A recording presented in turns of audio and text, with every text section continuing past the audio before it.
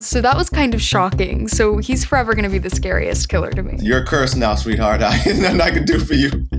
That's difficult. That's a difficult question.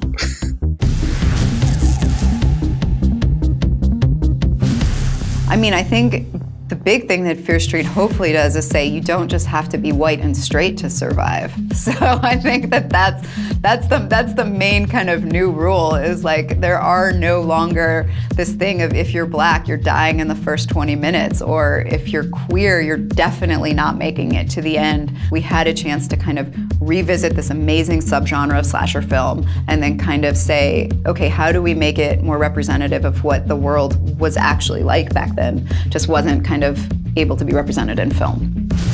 It's funny because every time I watch the movies, I'm like, oh, there's one. I have to remember that next time someone asks me this question. And then I always immediately forget. The one that I kind of love is that we use the Pixies in the 3 movies. And in movie 1, we use the song Hey, which is on Debaser. And the first kind of lyric is, hey, been trying to meet you, must be a devil between us. And it's the song that Dina puts on the mixtape. She writes it on it that she gives to Sam. And it just, to me, kind of embodies and tells the audience right there that like these 2 girls are trying to be together, but it's actually the devil that's there in between them. Nick Good in '94 has a limp, which you may or may not notice. And then when you see what happens to young Nick Good in 1978, you see that he got injured. And Ash was reflecting that when he was playing the role in '94.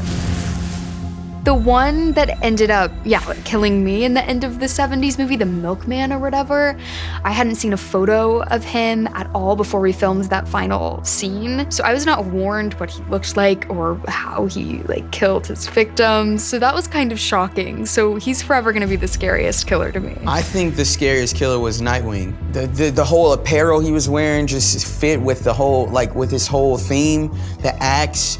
And it could just be anybody. That could just be any regular person. That's what scared me the most. The Milkman.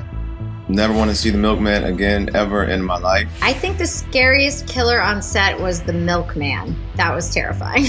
But you see it in real life, it'll change your whole life. You'd be in therapy with me.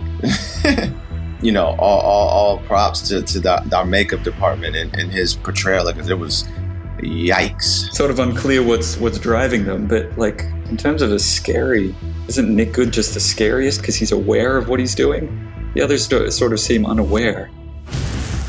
We call it the Heart of Darkness. And so basically the idea for that was kind of in the tradition of It, where there's a crazy supernatural thing that's happening. The Heart of Darkness was supposed to be the physical embodiment of evil, of the devil on Earth. A lot of the references that we looked at when we were creating we had a practical thing which looks crazy, and then obviously we knew it was always going to be VFX, but I looked at Alien and Aliens, both of which have amazing kind of visceral, organic, disgusting matter, and also The Fly. That was the other one that was a real kind of influence for how to craft this. But yeah, it's the literal embodiment of evil taken form. Those aren't 2 good options. I have to pick between those 2.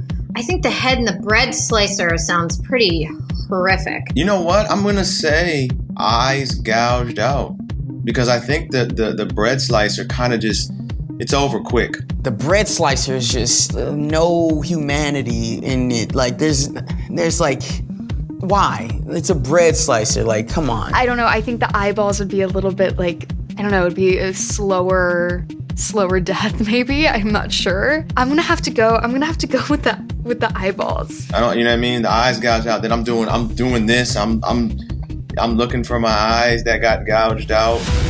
Oh, whose hand do I think grabs the puck at the end? It's a great question. I don't know, but I'm really, really curious to find out in Fear Street Part 4, 5, and 6.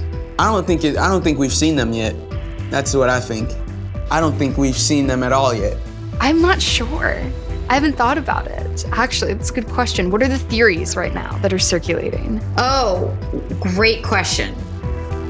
R.L. Stine. That it remains unknown, obviously. It could be anyone. It could be someone that knows what the book is. It could be someone that doesn't know what the book is and is just kind of like taking a piece of it. It could be another cop. It could be a teenager.